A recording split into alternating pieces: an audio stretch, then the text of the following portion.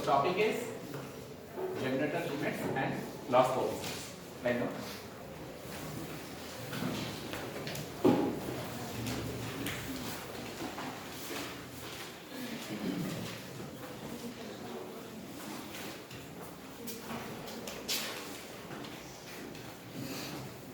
So far we have discussed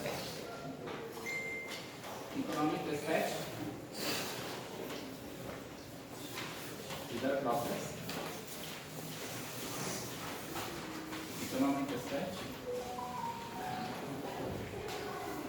including loss. So what is the condition for this? Incremental cost of all the generators should be saved, right? B-Coeff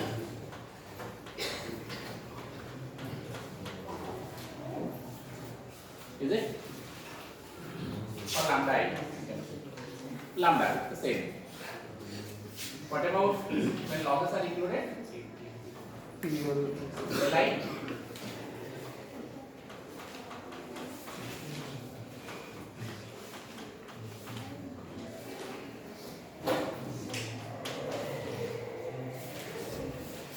Is it? Is it correct? The second one. When losses are included, multiplication of product of penalty factor and the incremental cost will be the same. Now here, this penalty factor is related to the loss in the transmission line, known as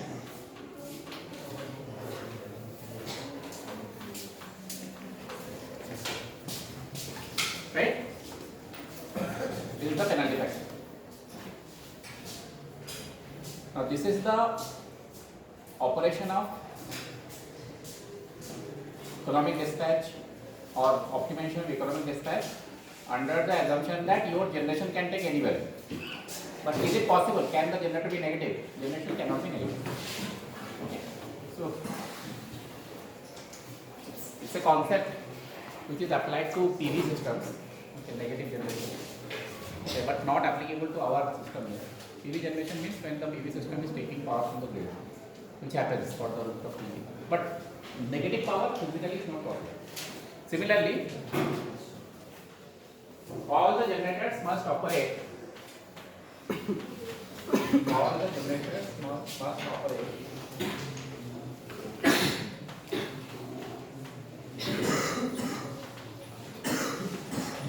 within a maximum and a minimum limit. So our job is to ensure how to include these limits in the economic dispatch. Okay. The first part of this class is to find out how to incorporate these limits. Okay, generally it is asked as a 2-mark question. Okay, so either there will be a problem, but problems are rare, but mostly it will be asked as a 2-mark question. This how to include these limits in the economic dispatch. Any guesses? How to include the limits in the economic dispatch? Think about it. How to incorporate the limits in the economic dispatch? What can be our approach?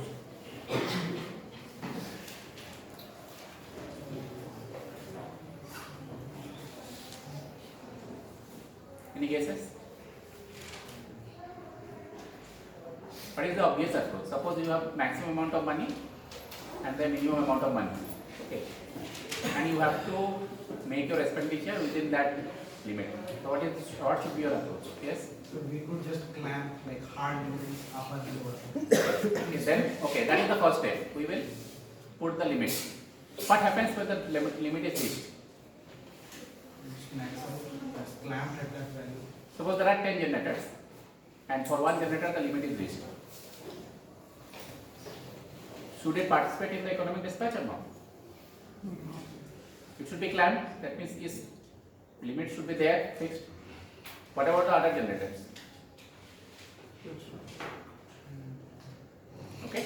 So as I said, we do that stepwise. First we check if the limits are violated. If the limits are violated, we fix those generators at those particular limit. For example, if the minimum limit is violated, fix the generator at the minimum limit. Then remove that generator from the economic dispatch problem itself. For example, total load is suppose 500 megawatts. minimum limitation of the generator is 25 megawatt. Now remove 25 from 500 is 475 megawatt. Now do again the same economic dispatch approach for the remaining 9 generators. So that is the approach that we are going to use. Okay.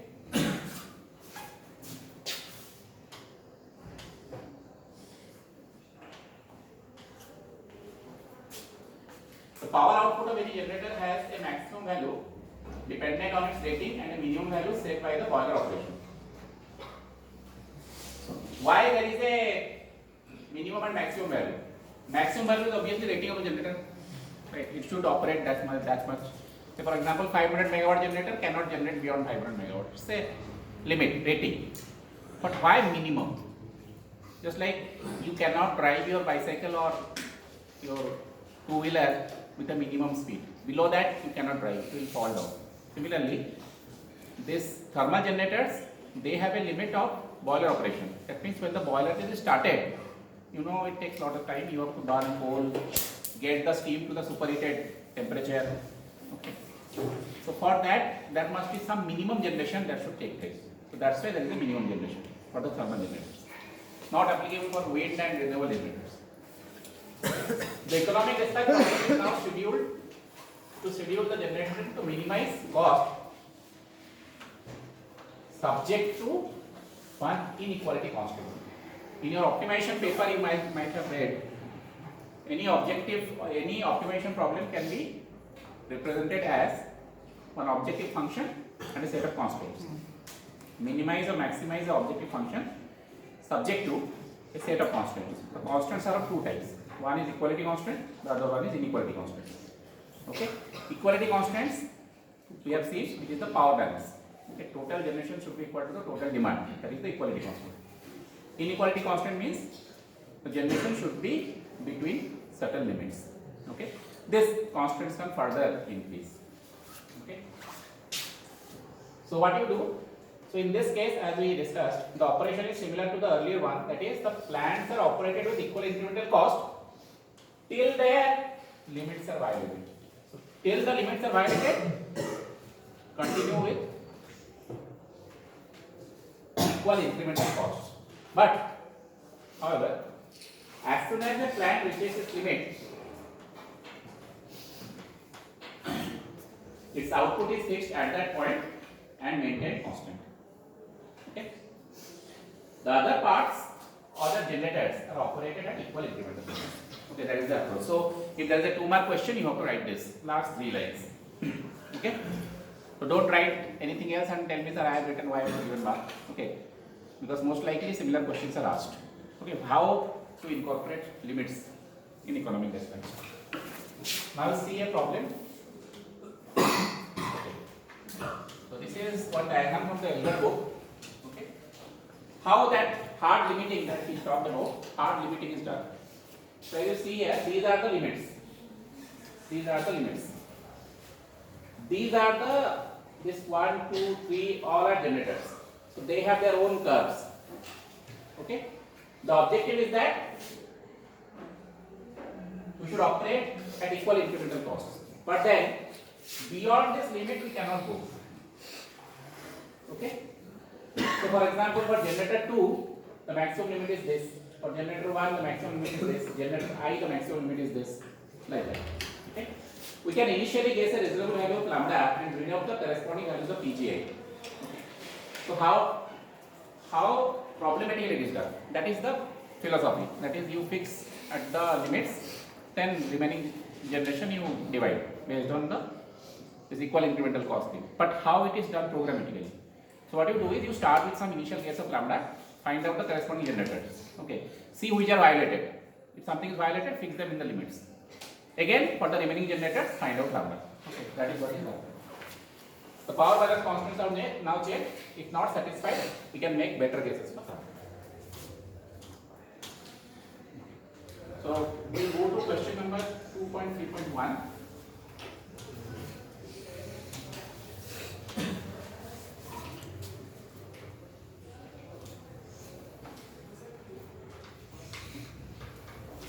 The incremental fuel costs in rupees per megawatt hour, 2 units are given below. Write down the problem 2.3.1.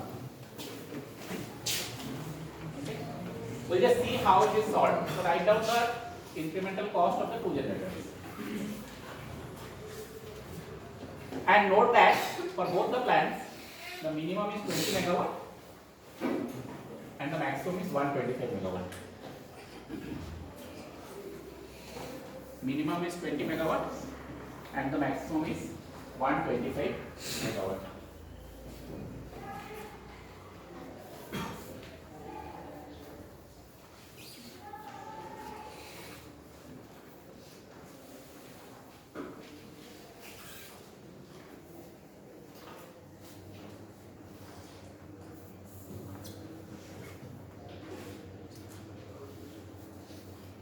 Okay. Now it says find the optimal schedule if the generation varies from 50 to 250 megawatt. Okay, in steps of say 50 megawatt, 50, 100 or say 25 megawatt. Now the question is which generator to load first. So for that the first step is find out the incremental cost at the minimum and maximum limit. That means you are going to find out lambda 1 at P min, lambda 2 at P min, lambda 1 at P max, lambda 2 at P max. Okay, calculate this for compute.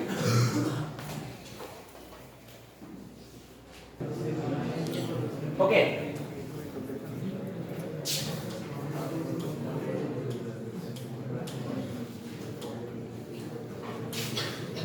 So did you get all this?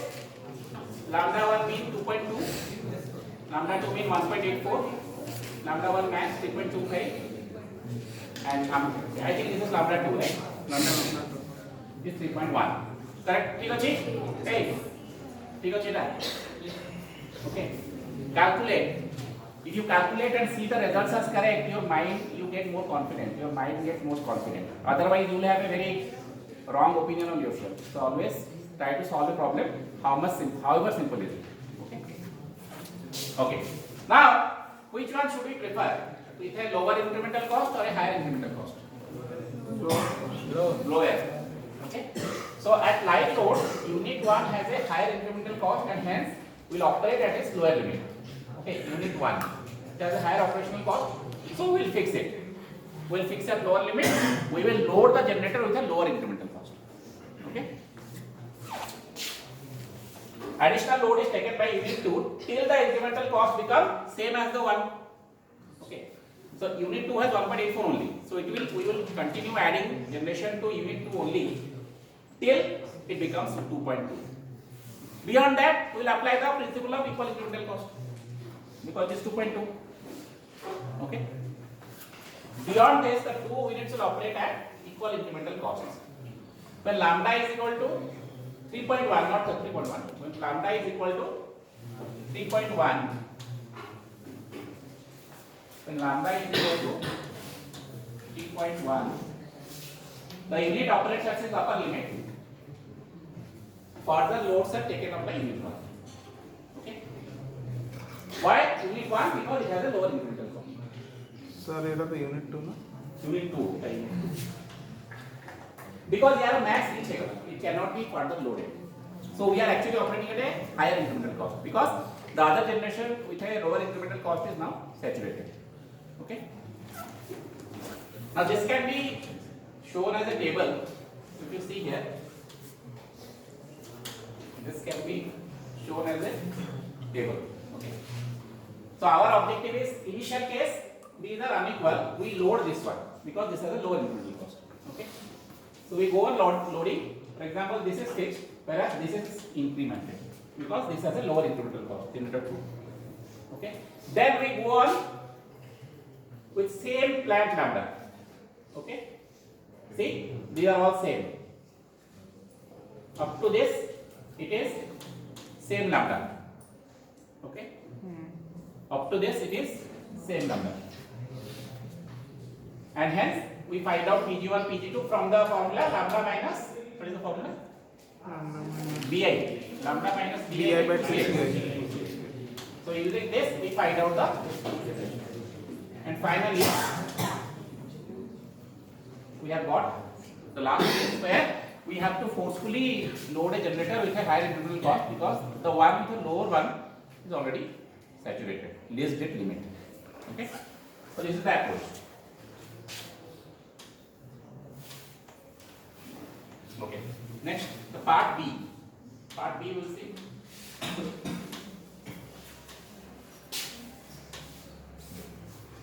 Part B. What it says? What is the saving in fuel cost for the economic schedule compared to the case where the load is set equally? Okay. Suppose the load is 180 megawatt. Okay. Suppose the load is 180 megawatt. We say why not just simply share the load equally among all the generators? Okay. So what is the actual loss? What is the actual advantage by using this optimization method? So that you will see.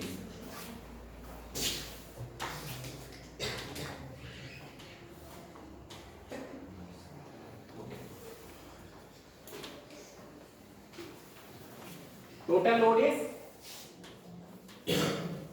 180 megawatt. Find the schedule. Find the schedule.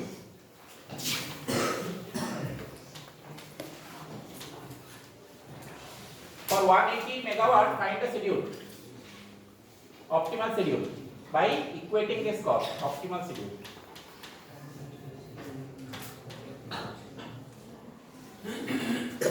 केमती बात करियो gate exam दो जो gate रे का one such question comes you might get, so there is no, you are not wasting time here. Okay, केमती बात करियो what is the optimal schedule get ray so 1 mark question, 1 mark, I am not saying 2 mark, 1 mark question is good, so be quick, 30 seconds should be the time to answer this. What are the two equations? Pg1 plus Pg2 is equal to 180. Equation 1. Equation 2, you will equate those two incremental cost. So that will be equation 2. Solve it. Find out Pg1, Pg2. Do it. Do it. 30 seconds is the time given by gate exam. So let's see how much you are taking. Ready? Do it. 30 seconds is the time. How much you are taking actually, let's see.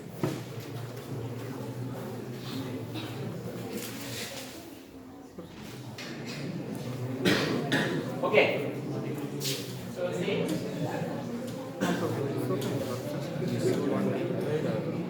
Yes, it is. Pg1 is 80. Pg1 is 80 and Pg2 is 100. This is the optimum schedule. Okay. How many of you got this? 1, 2, 3. It's a very simple question. Very good. It's a very simple question. If similar questions I am saying it might come in gate. It's a very popular question. 1 mark question. Okay. So next the question actually asks that this is the optimal schedule. But suppose don't go for any kind of optimization, just divide equally. Each 90. Okay. I think the limit is 25 to 125. Right? So we can equally divide it. Now what is the increase in cost? Now for the generator 1, the increase in cost is integration 80 to 90. The incremental cost is change in generation. Okay.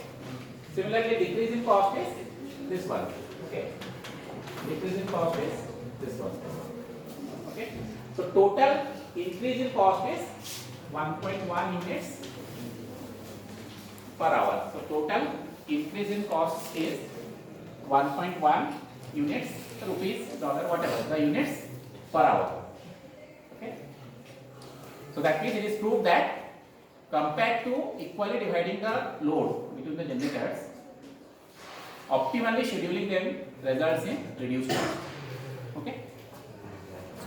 Right. So this is completion of the part 1. Okay. Then we will go to the part 2. Okay. Then we will go to the part 2. So what is part 2? The transmission loss formula. Okay. So what was the transmission loss formula that we have seen? What is PL? The simplest form is equal to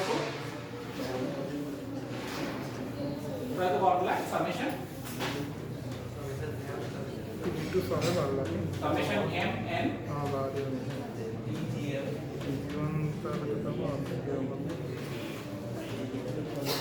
right, this one. And for two generator system this becomes, for two generator system b11 pg1 square plus 2 b12 pg1 pg2 plus b22 pg2 square. Okay, this is for the two generator system.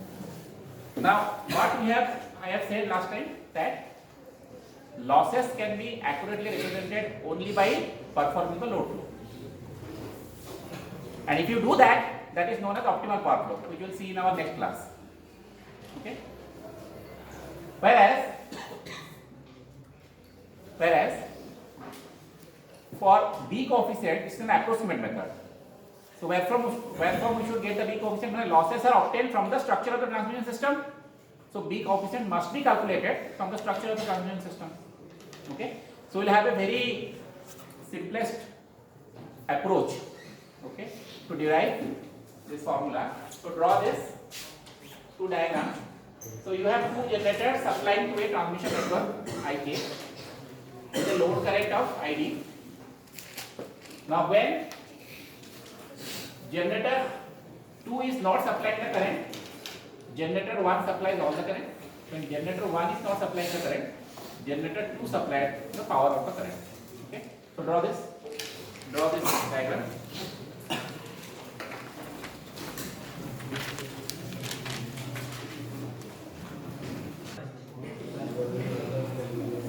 Okay,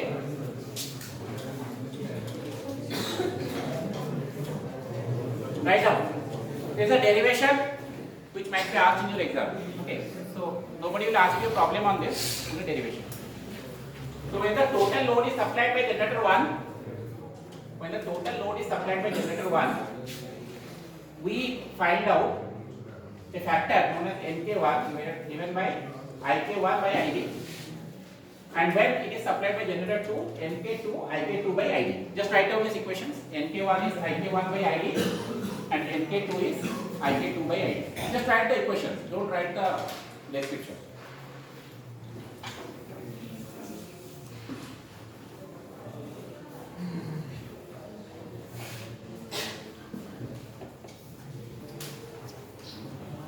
Therefore, total current IK is given by NK1 IG1 and NK2 IG2.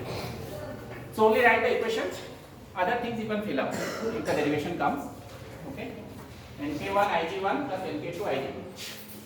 Let this current be IG1 sigma 1 and IG2 sigma 2.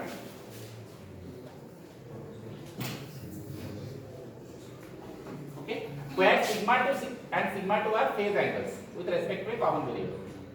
Then we find IK square. So don't write the expression for IK square, just write IK square. The steps you write, only the steps you write. Later you can just have a look and fill up during the exam. Okay, IK square. Only write the things that I have highlighted. Okay, only write the things that I have highlighted. Last, write equations. Hello? Done? Don't write the complete expression, you can do it. It's nothing. Okay? Just IK magnitude is magnitude of this, which has some phase angle, so it can be done. And it will be in terms of cos and x phi because it's a complex quantity. Then next step you write, since as you know 3-phase power Pg1 is √3 V1 I1 cos phi 1 and Ig2 is √3. This is also a question which is relevant for GATE exam. These two equations.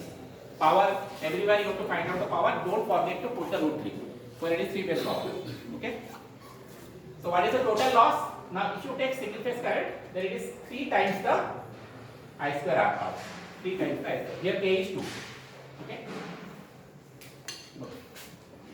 Then we make substitution to the earlier equation and find out PL to be of this form. Okay, and find out PL to be of this form. Write down the expression for PL. Those who are appearing the NET exam, after the exam, just inform me which question has come from this module. Let's see if some question comes. And if you have done it right.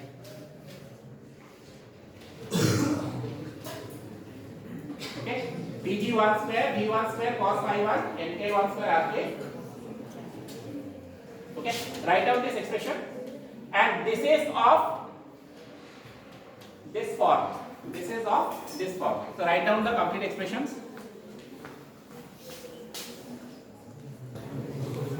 Okay. So by this comparison, we can find out the expression for the loss coefficients to be this. Okay. In problems, in numerical problems, generally you are given the value of the loss coefficient. What is the unit of loss coefficient? What is the unit of loss coefficient? Megawatt inverse. Because on the one side it is PL, other side it is B11 PG1 square. So you divide, the unit is megawatt inverse. So write down these equations. Don't write this, write down this general equation. So B11,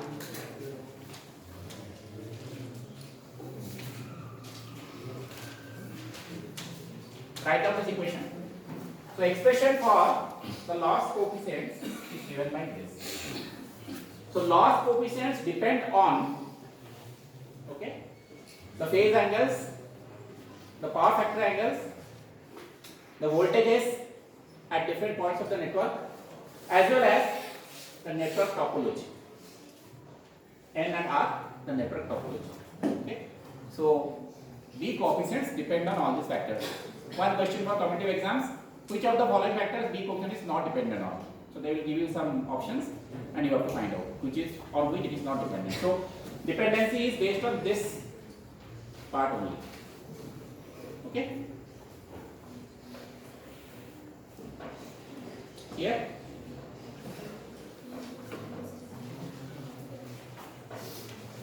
So there are two numerical problems that I have given on B coefficient. Those are not required. Those are only for your reference to understand how B coefficients are calculated. Okay. So those questions would come in the exam. That is only for your understanding. Okay. Come in the exam is university exams. I am not talking about competitive exams. They might ask, but for university exams, we generally don't ask questions on B coefficient problems. Okay. We ask only the derivation of B coefficient. So these are the questions. Two questions. So this completes lesson 11.